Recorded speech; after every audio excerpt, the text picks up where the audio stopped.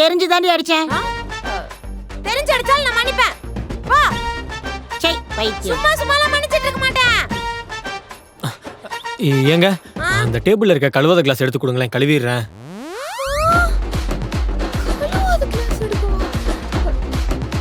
என்னடா சொன்ன? என்னடா கேட்ட? என்ன கேட்ட? டேபிள்ல இருக்க கிளாஸ் தாங்க கேட்டேன். ஓ, இன்னைக்கு நீ கிளாஸ் எடுக்க சொல்லுவ, நாளைக்கு சாப்பிட்ட தட்டு எடுக்க சொல்லுவ, அதுக்கு அடுத்த நாளே சிங்க்ல இருக்க பாத்திரத்தை எல்லாம் கழுவி சமைச்சு பைடி சொல்லுவியா? ஐயோ அப்பெல்லாம் சொல்ல மாட்டேங்க. என்னடா இல்ல? என்ன இல்ல?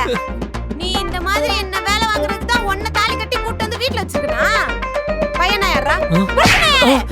யாரா? யாருங்க? அதுவே தெரியல. புருஷனா வீட்டுக்காக வேலைக்கு போற பொண்ணுங்களுக்கெல்லாம் காலையில எஞ்சி சமைச்சு, மத்தியானம் சமைச்சு, ராத்திரி சமைச்சு, எங்க துணி எல்லாம் துவைச்சு, எங்களுக்கு எல்லா வேலையும் செஞ்சு, எங்களுக்கு சம்பளமே இல்லாத வேலைக்காரனா இருக்கிறது புருஷன். இன்னும் சிம்பிளா சொல்லணும்னா எங்க வாரிச வயித்துல சுமக்கிறதுக்காக உருவாக்கப்பட்ட ஜந்துக்கள்டா நீங்க. நீ அதுக்காக தானே வந்த. அந்த வேலையை மட்டும் கரெக்டா செய்யணும், புரியுதா? இந்த பெட்ரூம்ல உன்கிட்ட குழஞ்சு பேசுறேன்னு பெட்ரூம்க்கு வெளியவும் அதை எதிர்பார்க்காத. வெளுத்துருவேன், அடிச்சேன். ஏங்க நில்லுங்க. ஏன் ஆண்களுக்கெல்லாம் கனவு லட்சியம் இருக்க கூடாதா? நாங்களாம் சாதிக்கவே கூடாதாங்க?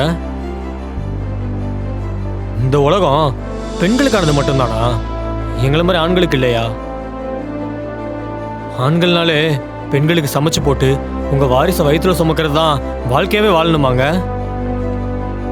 எங்களுக்கும் மனசுன்னு ஒன்று இருக்குங்க, அதுலேயும் சின்ன சின்ன கனவெல்லாம் இருக்கு. நாங்களும் எந்த ஆசையுமே இல்லாம உங்க வாரிசை வயிற்றுல சுமக்கிற மெஷின் கிடையாது. என்ன பகல் கனவா? மூடிட்டு போய் பாத்ரூம் கழுவுடா, என் வென்று.